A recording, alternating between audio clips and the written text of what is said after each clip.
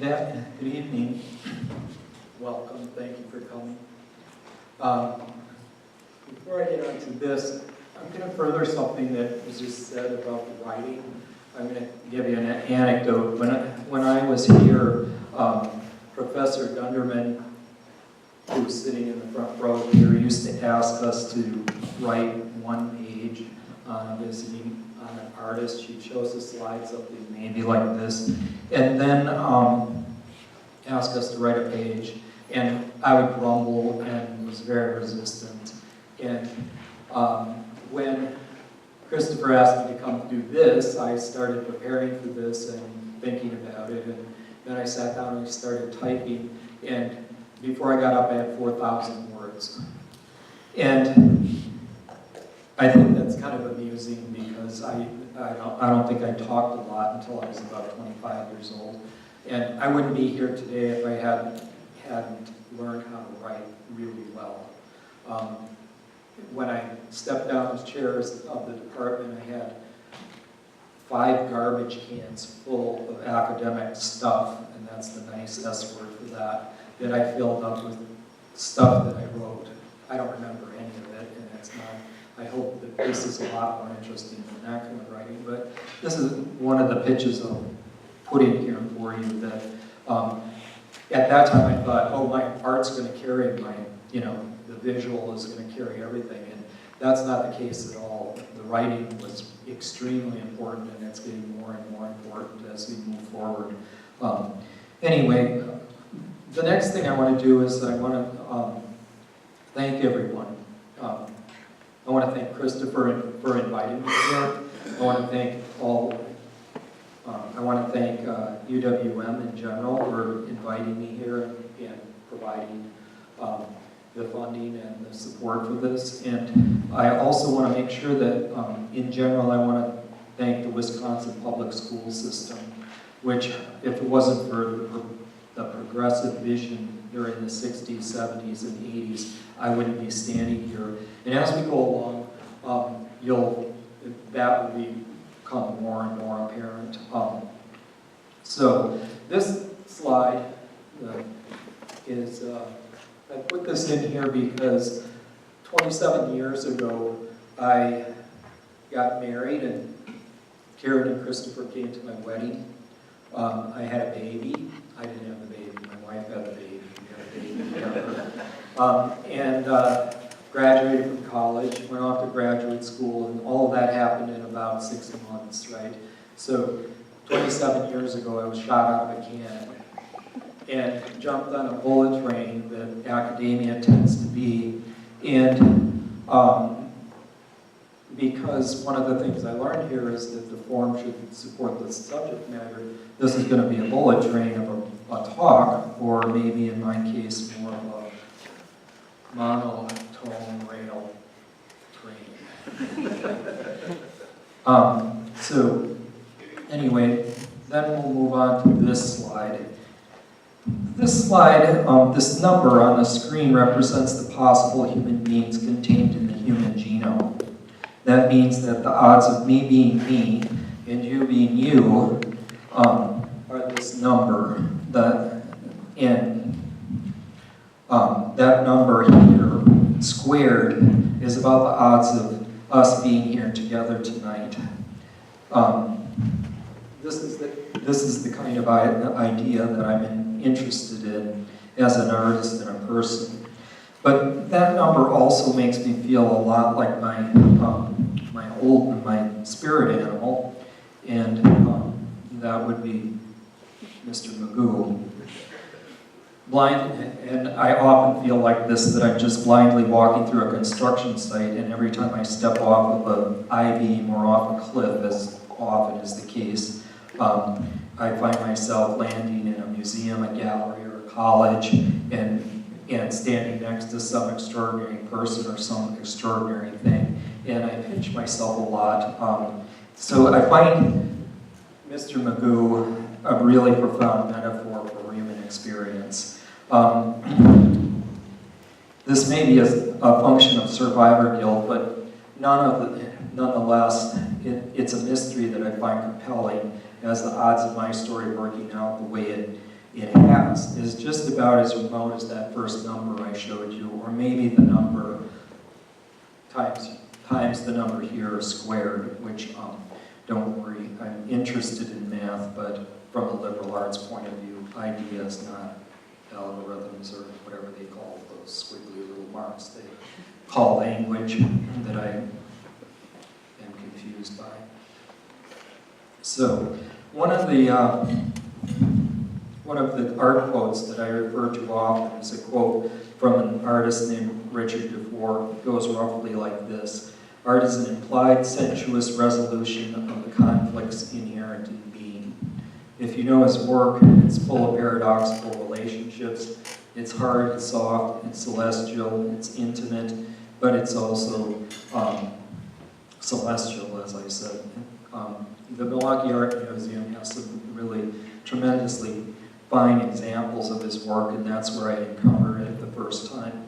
One of the things that I think that art and music are after, and I talk about art as I'm talking about literature and in the broadest sense, art in the broadest sense, is after a harmony, or at least a set of relationships that implies the possibility of understanding and ordering the world that can't really exist in the complex realities of day-to-day struggles.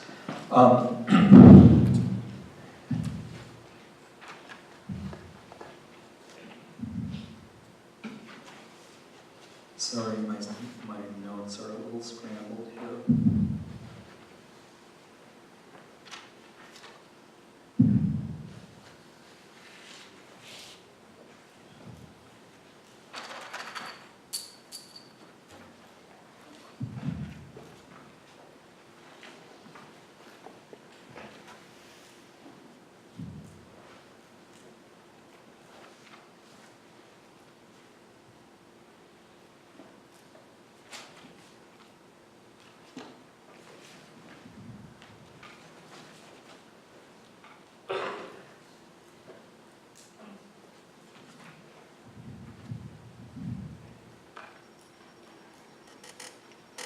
This slide, and I'm going to move on to some crime scene photographs here.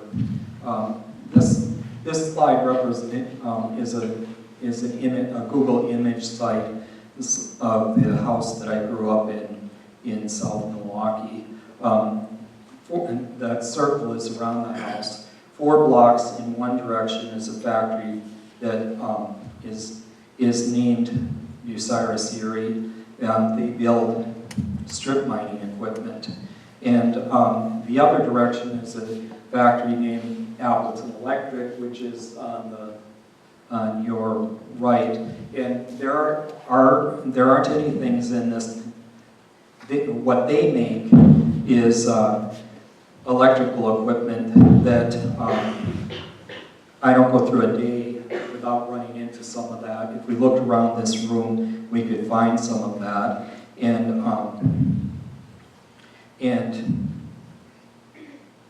when I was building the new art building, many of those things came into play there. Bucyrus builds this kind of thing. This is called the Big Muskie. The Big Muskie is something that they built in 1969 when I was in grade school. And the day that it went out to Ohio, where it ran for many, many years, and it scooped up probably half of the state of Ohio, and you'll see that in a second.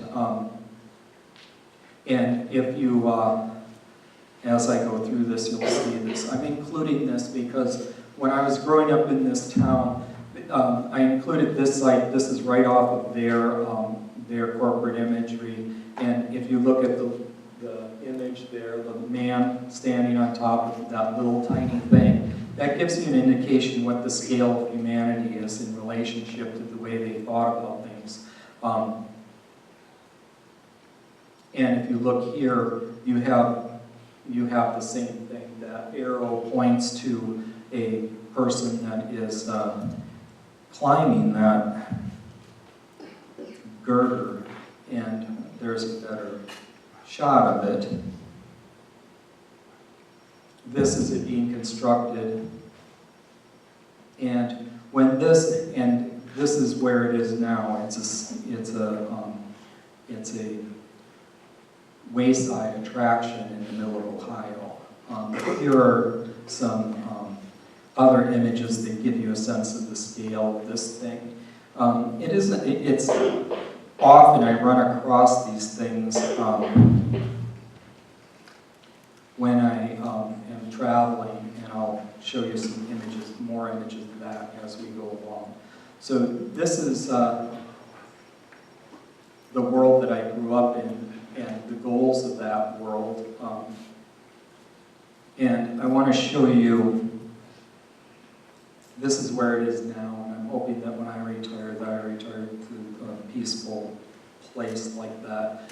One of the things I think that's interesting and hope will come to light if I don't have my notes all completely scrambled, is that when I was there, I thought I was in total opposition to all of this. I didn't want to be a part of this, and that should come to light as we go along. But and while I was in Milwaukee in undergraduate, I thought of I was, and coming up in high school, they talked about man against nature, nature against nature, and man against man, and it was an oppositional relationship that was going on there. And once I moved to LA, that all blew up, and hopefully as we go along, that'll become, what I mean by that will become clearer. So at the other end of the bus route was a factory named for the man who was the oldest robber baron to be nominated for president, older than the one that was just nominated for president. And he held the patent for gelatin, built the first steam locomotive in the country. His name is Peter Cooper, and here's a picture of him. And Peter Cooper glue factory and barrel factory was also known to me as a major motivating factor to get the hell out of there at all costs. It was a putrid stink. They turned the entire animal products of, byproducts of Milwaukee's industry into glue, and this was really the end of the line, the end of the bus road, and one of the places you would not want to work. And it was Caryville, Wisconsin, and if anybody here is from Caryville, I apologize for Peter and for that in Caryville. But this is Peter's imagination of the world. This is his glue factory in New York, and he had these all over the country. Caryville was one of the last 19th century company towns. So this is the work of his imagination, and this is the result. This is, as it says, one of the wasted places, America's brownfields. It was an active urban explorer site until, and it looked a lot like a zombie apocalypse film, and was the backdrop for art and music, underground art and music videos until it was demoed in 2015. One of my friend's mothers, she was a Polish immigrant that grew up in Caryville, told me that they swam in the lake there in the summer, and it was like swimming in hot jello. If the wind was from the southeast, that was what the playground smelled like, burning horsehair, and now it's a brownfield. While I was teaching at Lawrence, that was a big in my work, and I'll show you some of that work, not a lot of it, but I was making some work about brownfields. So 1 mile northwest of this factory is Lakeview School, and I call it the Gulag because it was built in 1960, so it was brand new while I was there. I call it the Gulag because in the 1960s public school, they didn't know what to do with people like me, they put me in art and shop classes, and they had me, and ironically, that gave me the skills that I would need not to build destructive mining equipment as they had planned, but to learn to be creative and productive in the world. And I often felt like I had walked into the pages of A Day in the Life of Ivan Deninoskovich, if you know that book. It was the project school. A lot of children, the casualties of these factories went there. A good deal of greasy slick blades whose major goals in life, if not criminal, were to be blackjack dealers in Vegas. One of the major activities was acting out on internalized forms of oppression. It could be dark and violent. I often think that maybe it was like living in Bruce Springsteen's Nightmares that were written by David Lynch, if that makes any sense to you. Also, a lot of really good kids came from there, some like me, who used these sensations as motivations to get out of there and become constructive and creative and do something else that had deeper significance of some sort. The thing that I did find really outstanding about this experience is that the first time I learned about Marcel Duchamp I was in 3rd grade. I had art in school every year and often multiple art courses. One of the people I went to high school with went on to be a contemporary composer of note. One went on to be the president of a tech company in California. Others describe themselves as artists. I now teach in a top liberal arts college in the Northwest. 50% of those students are affluent. 25% are from diverse backgrounds of various class status. 15% are first generation working class like I am. And I've taught 2 non-traditional students in the last 15 years. I was a first gen and non-traditional, and I'm a fairly non-traditional person in all respects. When I asked those students about when they had last taken art courses, many never have. Many didn't want to risk screwing up their GPA. Many parents would have frowned on it, and many didn't have the opportunity. And I find that really sad. This is my pitch for art and my pitch for art advocacy.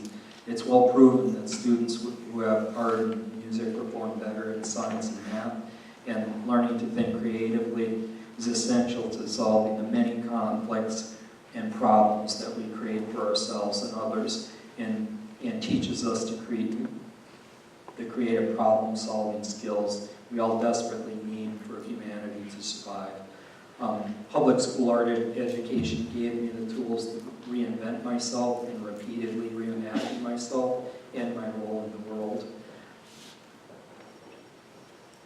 This is the house I grew up in. It was the first house on that block.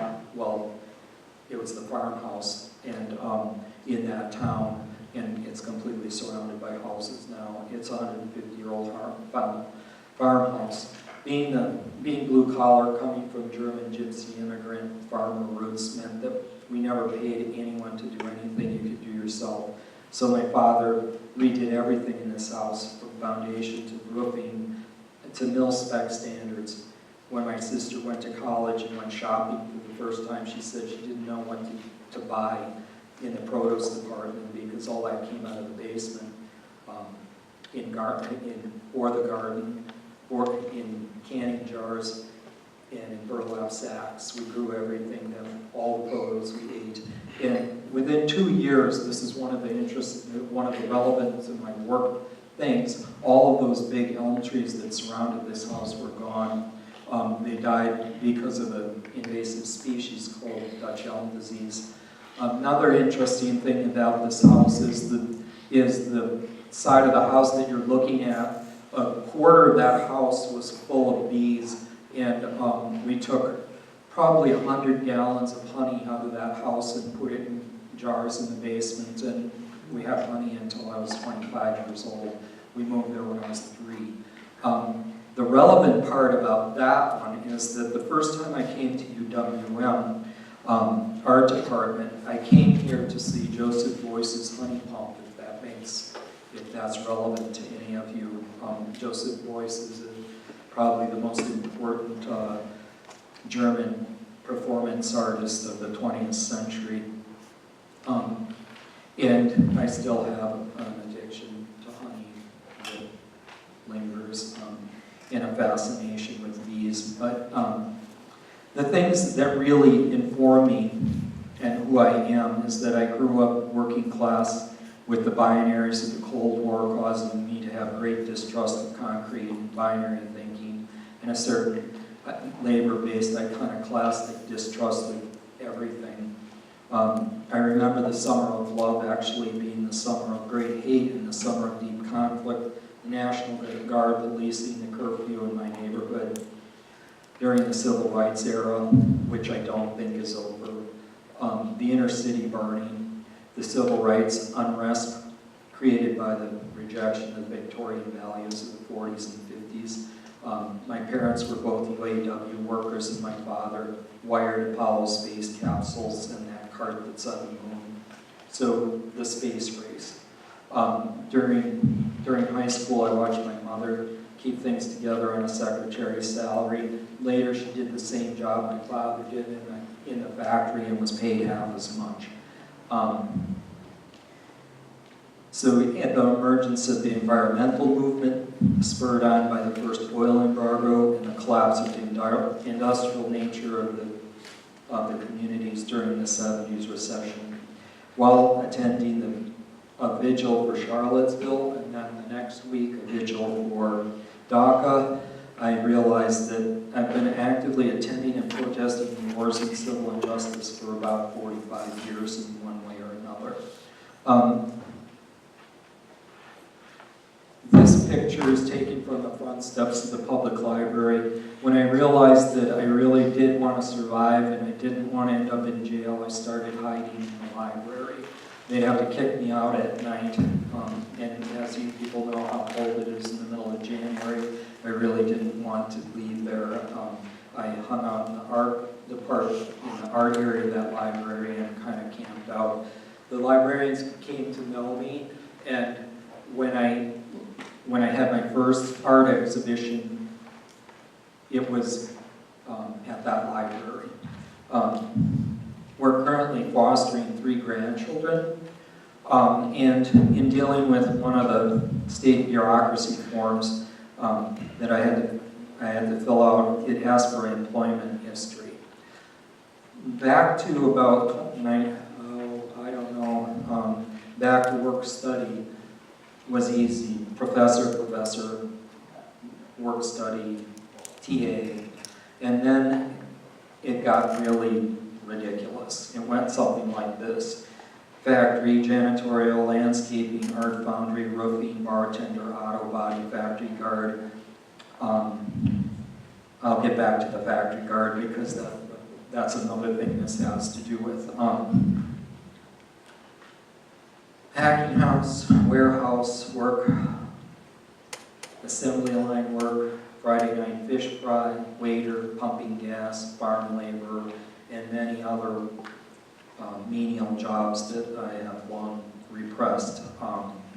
But what I wanted to tell you about this is that I used to be a guard in this factory, so I'd go to the library during the day and hide there, and then at midnight I'd go there and sit in that building, in that shack until 8 o'clock in the morning. And the most exciting thing was a truck would come in, and I'd sign a paper that said he came in and he didn't take anything out. And then that was the second most exciting thing. The really exciting thing was that at 2 a.m. on WGN from Chicago on this beat-up old radio, with this plastic transistor radio that you may not even know we used to have those, but Studs Terkel would come on, and he had a late night, early morning talk show, and I don't know if you know who Studs Terkel is, but he wrote a book called Working about packing houses in Chicago, and it's an old school Marxist writer, right? And that was the the highlight of the night. And that irony, sitting there in the heart of the capitalist, the Marxists always said that the gears of capitalism are greased by the blood of the worker. I'm sitting there listening to studs talk about labor issues in Chicago, and that was the exciting thing. The irony is that at that time, all these experiences seemed empty and meaningless and dead end. But actually, they gave me skills and understanding of how things worked that came to play later in many ways, building my own studio when I was put in charge of building a new art building at Whitman College. All of those things came back. And there's another factor that has come to light that I always kind of knew, but I didn't have any way to put into terms. I just read a book about how to predict success, and this woman went she went to the Naval Academy, and she tried to predict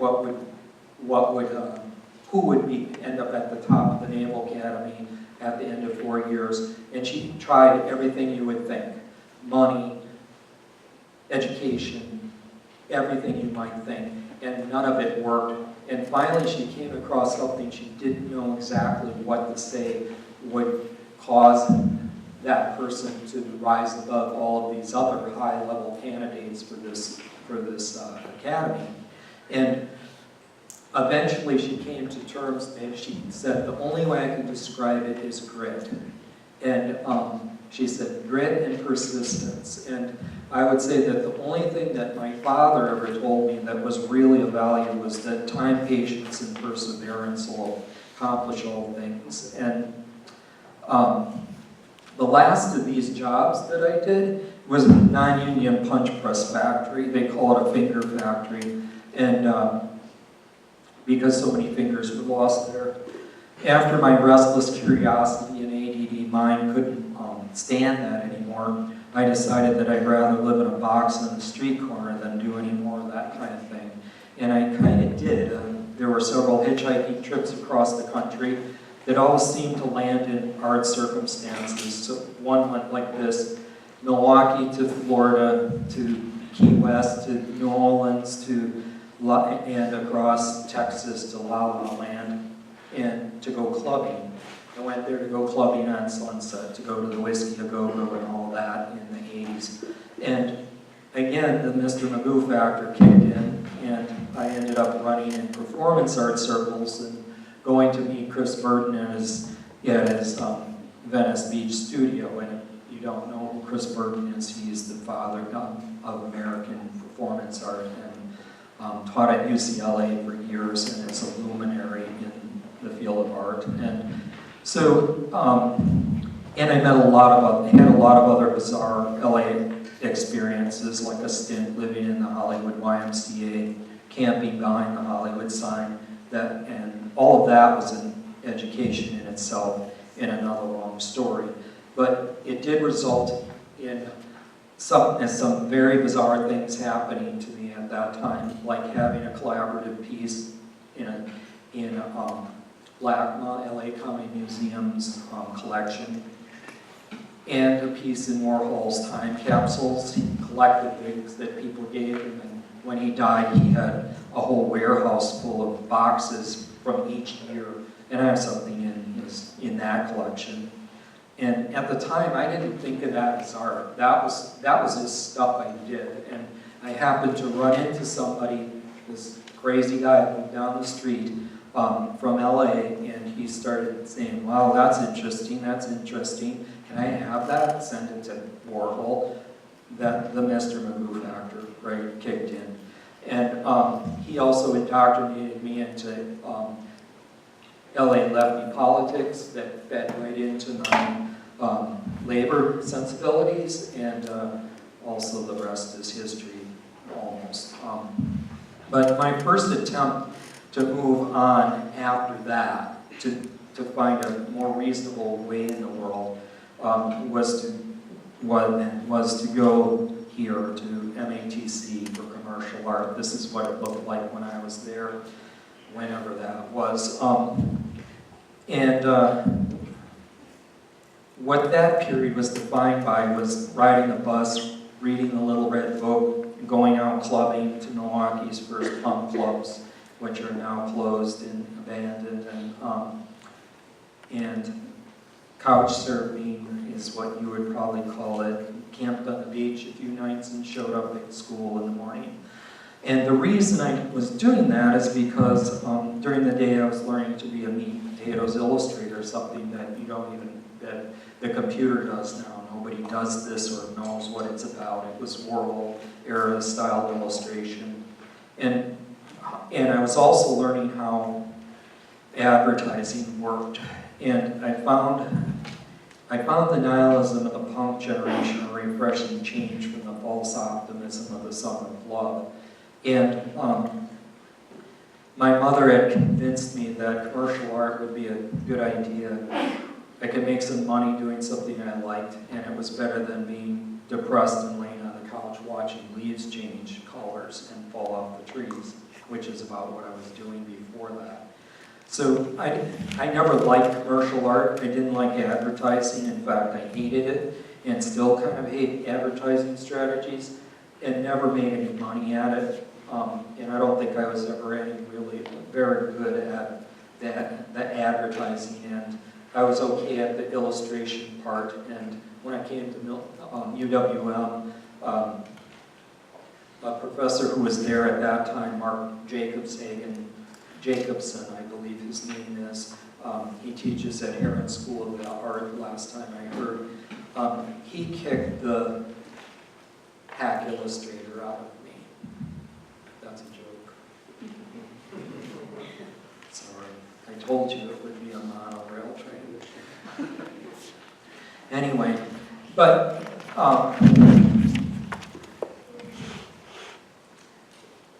what that led to was transferring to UWM and beginning a series in liberal arts, as in liberating the mind education.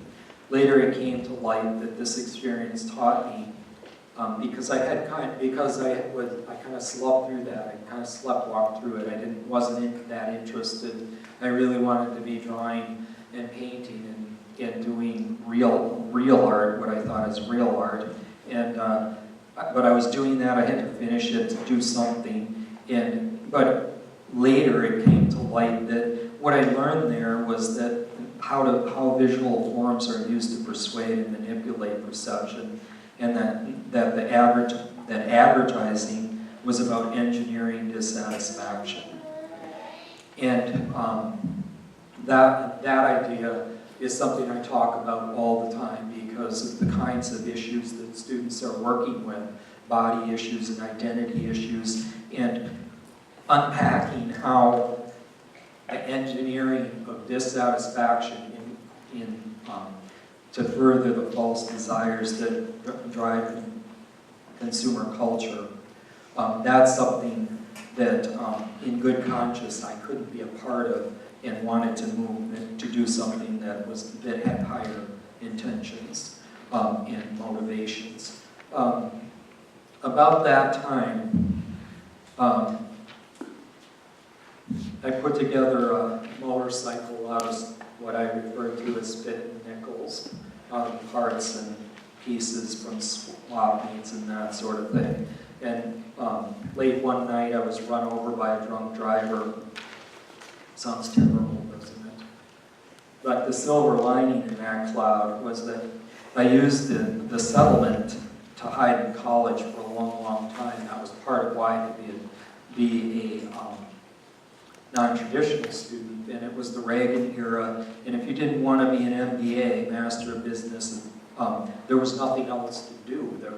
There weren't jobs for people, and it was, and I found that I would rather be learning. And at the time, it wasn't that great, a lot of money, and I was living in poverty, but I was living in creative and intellectual richness, and that was the thing about it that was really the blessing there, was that it allowed me to begin to live on the East Side, where there were like-minded people, and the goals were higher, and and the quality of intellectual life was higher. Often I thought I should have invested that in a house, and later I said that to a colleague at Pomona, and he said, you did the smartest thing, you invested in yourself, and you wouldn't be here if you hadn't.